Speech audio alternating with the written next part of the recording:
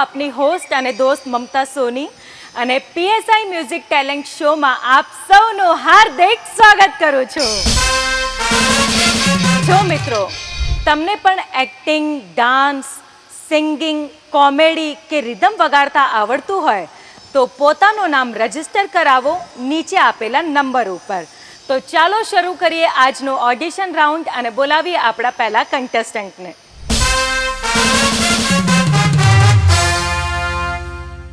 જે આપણી વચ્ચે નેક્સ્ટ કન્ટેસ્ટન્ટ આવ્યા છે, તમારું નામ શું છે? માઇકમાં બોલો ને. હરેશ વાઘેલા. હરેશભાઈ વાઘેલા, ક્યાંથી આવ્યા છો? ગાંધીધામ કચ્છ.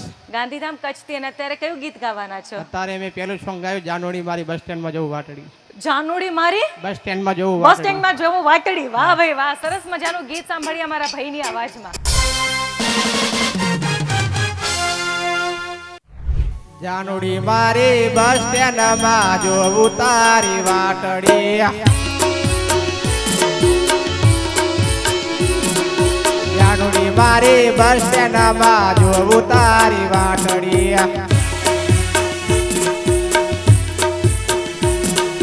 રાધનપુરના બસ સ્ટેન્ડમાં જોતો તારી વાટડી.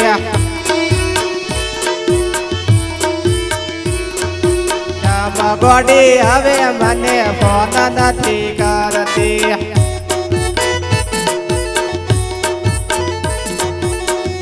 ગોડી હવે મને ફોન નથી કરતી.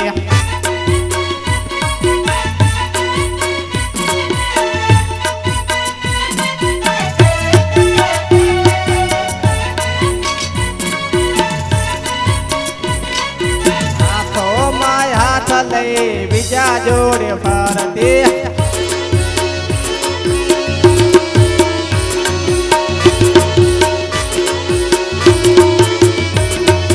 હાથોમાં હાથ લઈ બીજા જોડે ફરતી.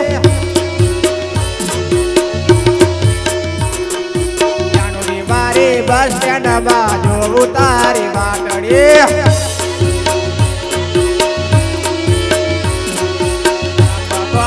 હવે મને ફોન નથી કરતી. ઓહો હો હરેશભાઈ, પછી જાનુડી આવી કે નહીં આવી? જાનોડી આવી હતી પણ જતી રહી પાછી. અને શું પછી ફોન નથી કરતી? ફોન આવ્યો તો પછી ફોન પણ આવ્યો તો પણ એની મમ્મીને ખબર પડી ગઈ, ત્યારથી અમારે બ્રેકઅપ ફોને થઈ બંધ ગયું. થઈ ગયો. ઓકે. અને પછી તમે બીજા જોડે હાથમાં હાથ ફરતા જોઈતી, એ બીજા ભાઈ આ હતા? કારણ કે એમને બહુ દાંત આવતું હતું. ભાઈ તો ભાગી ગયા હતા મને મૂકીને. એ અમે બંને મુલાકાત ભાગી ગયા હતા. ઓકે ઓકે, તો બહુ તમે ઘાયલ દિલ લાગો છો આમ. બહુ એટલે આમ વર્ષો જૂનો પ્યાર હતો અમારો, વર્ષો પણ જૂનો અમારી પ્યાર હતો, મુલાકાત થઈ પણ ભાઈ મારી જોડે આયા હતા ને મૂકીને હાલ્યા ગયા. એમની મમ્મીને ખબર પડી ગઈ. મમ્મીને ખબર પડી ગઈ. હા હો બહુ આમ દર્દ ભર્યું છે. હવે હું શું કરું? હું કંઈ કરી શકું તમારા માટે? બને એટલી મદદ કરું. હા, શું કરું? મદદ છોકરી ગોતું તમારા માટે? છોકરી તો ઘણી બધી છે, પણ બધી બે વફા નીકળે છે. બધી બેવફા નીકળે છે, તો હવે શું મદદ કરું હું? તમે બોલો, એવું કરું હું? બોલો. છોકરી તો ઘણી વાર પગાર આવે ત્યારે કપડાં લેવા છે, પેલું દેવું છે મારે, મારી જોડે ફરવા ચલો, માર્કેટમાં ચલો. બસ અચ્છા, પગાર આવે ત્યારે. એટલે 1 થી 5 તારીખ સુધી તમારી જોડે છોકરી ફરે, પછી ત્યાં સુધી તમારો ખાલી થઈ જાય બાજુ. ખાલી થઈ જાય એટલે મારે ઘરના પૂછે કે પગાર ક્યાં છે તમારો? મેં કહ્યું પગાર તમારે વપરાઈ ગયો વપરાઈ છે. ગયું જાનુડી પાછળ. જાનોડી એવી મળી દગાબાજ. દગાબાજ મળી. અત્યાર સુધી કેટલી જાનુડી રહી છે તમારી? આમાં તો એક છે ખાઈ પીવી એવી, ભગવાન માતાજીની મહેરબાની છે. એક જ એવી નીકળી દગાબાજ કે એક જ દગાબાજ હતી ને. હા, તો તમે કેમ બધાને કહો છો બધા એના દગાબાજ? માટે પણ મેં હાથમાં ચેકા પણ વાળા છે. અરે ચેકા ના મારવાના હોય, આટલા બધા ચેકા ગમ એવો લાગી ગયો તો, ગમ વસ્તુ એવો ને આંધળો પ્રેમ છે. આંધળો પ્રેમ થઈ ગયો તો. ઈ કે આવો તો વેલકમ ને જાવ તો ભડકમ. હા, તો આવું વિચારવું જોઈએ ને. એટલે બહુ રૂપાળી હતી, આટલો આંધળો પ્રેમ થઈ એથી ગયો. આમ મસ્ત લાગતી, સુંદર લાગતી હતી. આમ એટલે ભાગી ગઈ. એટલે હવે બહુ રૂપાળી છોકરી ના ગોતતા તમે. કારી હોય તો હાલશે આપણા માટે તો. અને મહેરબાની કરીને આવી છોકરી કોઈને મળે નહીં, એટલે બહુ દગાબાજ મળી હતી. છોકરાઓ દગાબાજ ના હોય.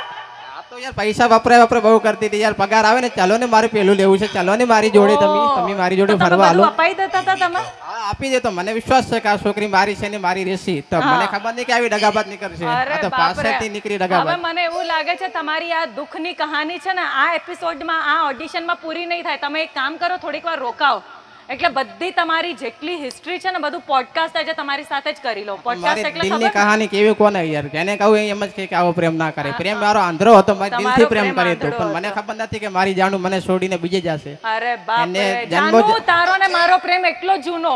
જન્મો જન્મની સોગન ખાધી હતી મંદિરે કે આપણે જન્મો જન્મ ભેગા રહેશું, તમે જીવન સાથી ગઈ. મને ખબર નથી કે તમે આવું થાશે, વચ્ચે મૂકીને હાલી જશે. અરે હું તમારા દિલનું દર્દ સમજુ છું હરેશભાઈ, પણ વાંધો નહીં, આપણે એક કામ કરીએ, અત્યારે એને ભૂલી જઈએ અને તમે સિંગિંગ ઉપર ફોકસ કરો. કેટલું સરસ ગાતા હતા જાનુડી, જો તું ગાતા હતા. આહા. પહેલી જ મુલાકાત રાધનપુરના બસ સ્ટેન્ડમાં થઈ હતી અમારે. એની માટે ગીત બનાવ્યું બસ સ્ટેન્ડ ઉપર, અમારી મુલાકાત થઈ હતી એ જગ્યા ઉપર. ચલો ખૂબ જ સરસ. તમે બસ આવી જ રીતે સરસ સરસ જો એના કારણે તમને એક ફાયદો થયો, તમે કેટલું સરસ ગાવાનું શીખી ગયા. મેં પણ એક સપનું હતું મારે મમતાબેન જોડે મળવાનું. એકવાર પીવને મળવા આવજે ને, ત્યારથી તમારું ફિલ્મ જોઉં છું, પણ બહુ વર્ષો પછી મારું સપનું પૂરું થયું. ચલો ખૂબ જ સરસ. તો તમે બસ આવી રીતે તમારા બધા સપનાઓ પૂરા થાય એવી અમારા તરફથી તમને શુભકામનાઓ. હજુ પણ એક સોંગ ગાવું છે, તમે રજા આપો તો ગાઈ બસ નાખું. એ ફરીથી સાંભળીશું નેક્સ્ટ ટાઈમમાં. હવે એક પેલા ફોટો પડાવીએ આપણે. ચલો.